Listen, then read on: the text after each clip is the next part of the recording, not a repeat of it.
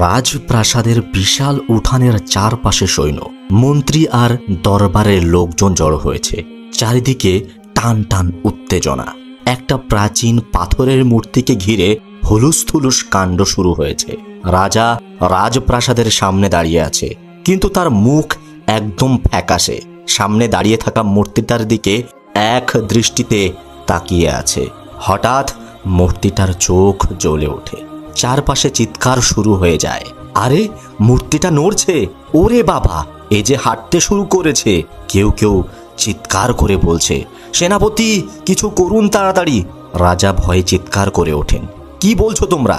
এটা তো পাথরের মূর্তি, এটা কিভাবে নড়তে পারে? সেনাপতি অস্থির হয়ে, মহারাজ, আমরা নিজের চোখে দেখেছি, ও নিজে নিজেই পা ফেলছে, আবার হাঁটাও দিয়েছে। প্রাসাদের ভিতরে হুড়োহুড়ি শুরু হয়। কেউ কেউ বলছে, এটা নিশ্চয় জাদু।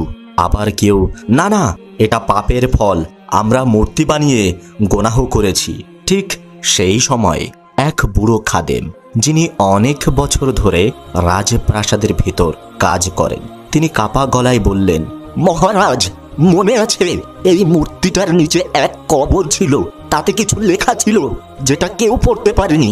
ওখানে হয়তো কিছু আছে, অভিশাপ অথবা শক্তিশালী জিনের বন্দী আত্মা। রাজা হতবাক হয়ে ওঠেন, তুমি কি বলতে চাও? সত্যি এই মূর্তিটার ভিতরে কিছু লুকানো আছে? খাদেম মাথা নিচু করে, হয়তো আছে, কিন্তু যেই হোক না কেন, এই মূর্তির মুখে আজ হঠাৎ করে শব্দ শোনা গেছে। কেউ একজন বলে উঠেছিল, আমার সময় শেষ হয়নি, আমি আবার ফিরব। খাদেমের ওই কথা শুনে চারিদিক থম মেরে যায়। সবাই স্তব্ধ। তারপর রাজা সামনে এগিয়ে এসে বলে, যদি এই মূর্তিটা সত্যি জীবিত হয়, তাহলে আমাদের আর দেরি করা চলবে না। কাউকে পাঠাও যে একে থামাতে পারে। এমন কাউকে ডেকে আনো। তোমাদের কি কারোর নাম মনে পড়ছে? সেনাপতি সাথে সাথে বলে ওঠে, হুজুর, আমি জানি একজন লোকের কথা, একজন অলির কথা, যিনি বহু বছর ধরে পাহাড়ের কাছে একটা মাটির ঘরে থাকেন। সবাই বলে তিনি অলৌকিক শক্তির অধিকারী। রাজা হুকুম দেয়, যাও তাড়াতাড়ি তাকে খুঁজে আনো। এই মূর্তি যেন আর এক পাও ফেলতে না পারে। মূর্তিটা যেন রাজার কথা শুনতে পেয়েছে। সে এক অস্বাভাবিক গতিতে রাজার দিকে ফিরে তাকালো। তার পাথরের চোখের ভিতরে এক অদ্ভুত লাল আভা জ্বলে উঠল। গভীর অন্ধকার আর হাজার মানুষের পুরনো ক্রোধ যেন সেখানে লুকিয়ে আছে। রাজপ্রাসাদের লোকজন দিক বিদিক ছোটাছুটি করছে। কেউ ভয়ে প্রাসাদ ছেড়ে পালিয়ে যাচ্ছে। প্রাসাদের এক কোণে লুকিয়ে পড়েছে কেউ কেউ। মূর্তিটা ধীর পায়ে দরজার সামনে দাঁড়ায়। তার চোখ দুটো লাল হয়ে জ্বলছে। কেউ ওর সামনে দাঁড়াতে সাহস পাচ্ছে না। রাজা আতঙ্কে দাঁড়িয়ে বলে, এইভাবে চললে তো পুরো রাজ্য ধ্বংস করে দেবে। ঠিক তখনই বাইরে থেকে ছুটে আসে প্রাসাদের দারোয়ান। চেঁচিয়ে ওঠে, মহারাজ, হুজুর, হুজুর, মানে সেই দরবেশ, উনি এসে গেছেন। রাজা ছুটে গেলেন প্রাসাদের প্রধান দরজার দিকে। সেখানে প্রাসাদের প্রবেশ পথে একা দাঁড়িয়েছিলেন সেই দরবেশ। সাদা পাঞ্জাবি পরা, হাতে একটা লাঠি, চোখে গভীর সরল চাহনি। রাজা দ্রুত এগিয়ে এসে বলে, হুজুর, আপনি তো অনেক দূরে থাকেন, এত তাড়াতাড়ি কিভাবে আসলেন? দরবেশ শান্তভাবে বললেন, ডাক শুনলে অলিরা দেরি করে না। এরপর তিনি ধীরে ধীরে প্রাসাদের ভিতরে ঢুকে পড়েন। সবাই রাস্তা ছেড়ে দাঁড়ায়। দরবেশ একদম সামনে এসে মূর্তিটার মুখোমুখি দাঁড়িয়ে যায়। মূর্তিটা কিছুক্ষণ চুপচাপ তাকিয়ে থাকে। তারপর ধীরে ধীরে বলে ওঠে, তুই আবার ফিরে এসেছিস? সবার গা কাটা দিয়ে ওঠে। রাজা হঠাৎ পিছনে সরে যায়। দরবেশ লাঠি হাতে শক্ত করে দাঁড়ায় এবং বলে, আমি কোথাও যাইনি, তুই ঘুমিয়েছিলি। এখন সময় এসেছে তোর আসল রূপ দেখানোর। মূর্তিটা হঠাৎ দু পা দিয়ে মাটিতে আঘাত করে। জোরে শব্দ হয়। সেনাপতি ছুটে আসে, মহারাজ, এখনই কিছু না করলে সব ভেঙে যাবে। দরবেশ তখন সামনে এগিয়ে এসে বলে, এই রাজ্যটা আমার না, কিন্তু এই জমিনে যতক্ষণ আমি আছি কাউকেই তুই ক্ষতি করতে পারবি না। মূর্তিটা ফুঁসতে ফুঁসতে বলে, তুই আমাকে থামাতে পারবি না। দরবেশ বলেন, তুই তুই থামবি এই মুহূর্তে, তুই এখনই থামবি। এই বলে তিনি মাটিতে লাঠির মাথা ঢুকিয়ে দেন। এক ধরনের কাঁপুনি হয় মাটিতে। মূর্তিটা একটু কেঁপে ওঠে এবং সে পেছনে সরে যায়। রাজা চিৎকার করে বলে, হুজুর, কিছু একটা হচ্ছে, ও নড়ছে না।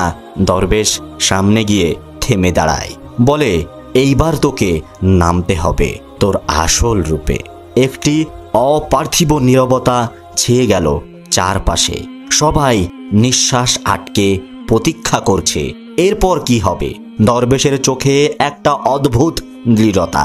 তার হাতের লাঠি থেকে এক নীরব আলো বেরোতে শুরু করলো। ধীরে ধীরে সেই আলো ছড়াতে লাগলো চারিদিকে। মূর্তিটা কিছুক্ষণ চুপ করে দাঁড়িয়ে থাকে। চারপাশে সবার নিঃশ্বাস বন্ধ। রাজপ্রাসাদের লোকেরা দেওয়ালের আড়ালে লুকিয়ে তাকিয়ে আছে। হঠাৎ মূর্তিটার মুখের অংশ একটা ফাটল ধরে। রাজা চোখ বড় বড় করে বলে, ওরে বাবা, ওর ভেতরে কিছু আছে। দরবেশ একটু পিছনে সরে এসে বলল, ভেতরের রূপটা এখন প্রকাশ পাবে, তৈরি থাকো। মূর্তিটার বুকের দিক থেকেও ফাটল ধরে। তারপর এক ঝটকায় পুরো বাইরের পাথর আলগা হয়ে মাটিতে পড়ে যায়। সবাই হতবাক।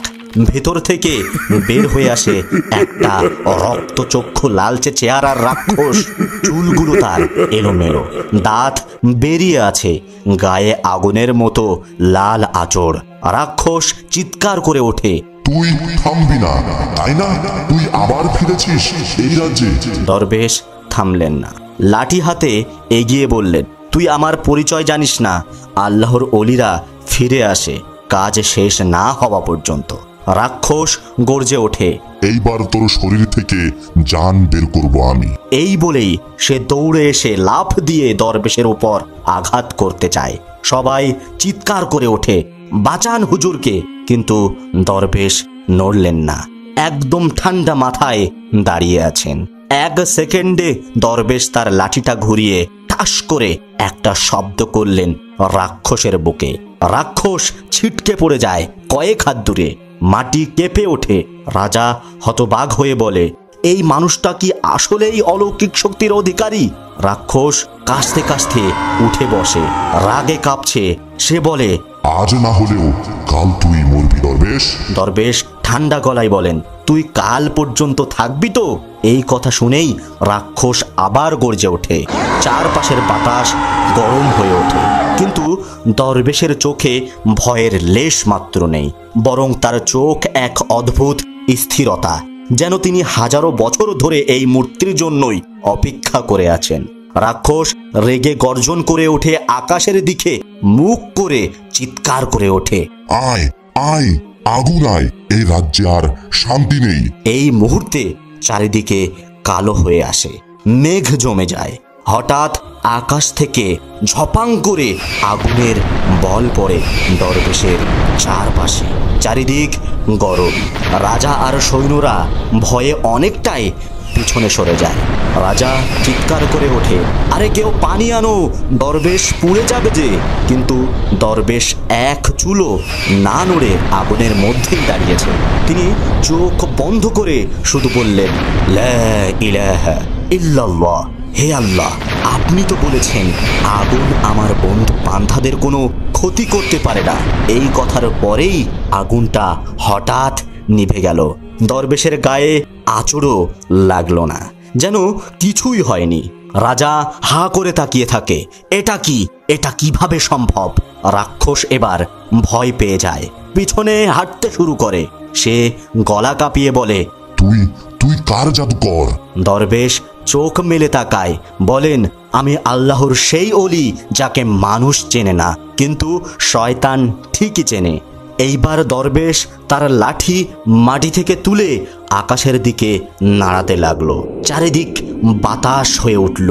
সেই বাতাসে রাক্ষস যেন অদৃশ্য হয়ে যাচ্ছে, তার গায়ের আগুন যেন নিভে যাচ্ছে।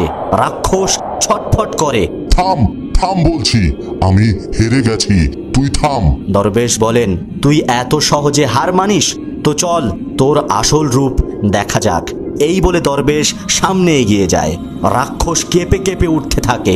রাজা পেছন থেকে বলে ওঠে, ওই দরবেশটা কি মানুষ না ফেরেশতা? সৈন্যরা গুঞ্জন করে, আমরা জীবনে এমন জিনিস কখনো দেখিনি।